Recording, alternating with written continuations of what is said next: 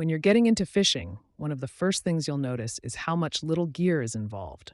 Two of the smallest but most important pieces are swivels and snaps. They're easy to overlook, but they can make or break your fishing experience. So let's break them down: what they are, how they're different, and when to use each one. Let's start with swivels. A swivel is a small metal device with two rings connected by a rotating joint. The main purpose of a swivel is to prevent your fishing line from twisting. If you've ever reeled in your line and noticed it coiling up like a phone cord, that's line twist.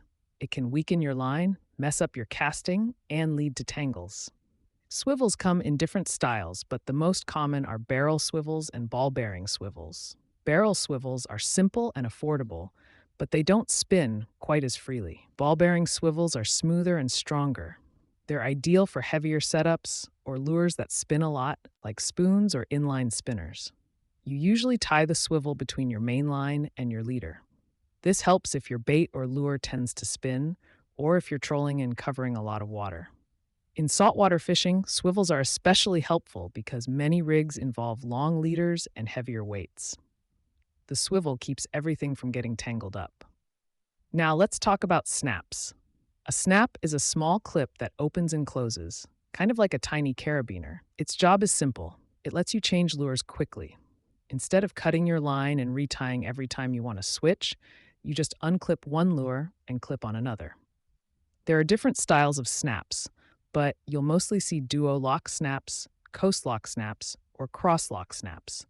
They all do the same basic thing, but vary in strength and ease of use.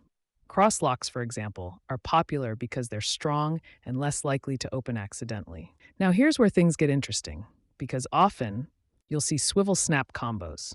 These combine both features in one piece of terminal tackle, a swivel on one end and a snap on the other.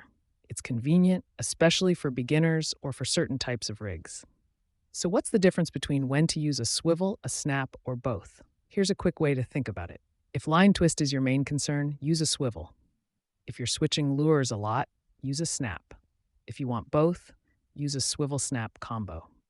But keep in mind, there are downsides to using snaps or swivel snaps all the time. Some anglers feel they reduce the action of certain lures, like crankbaits or jerkbaits. Others worry about strength, especially when fishing for big fish, because snaps can be a weak link if they're not high quality.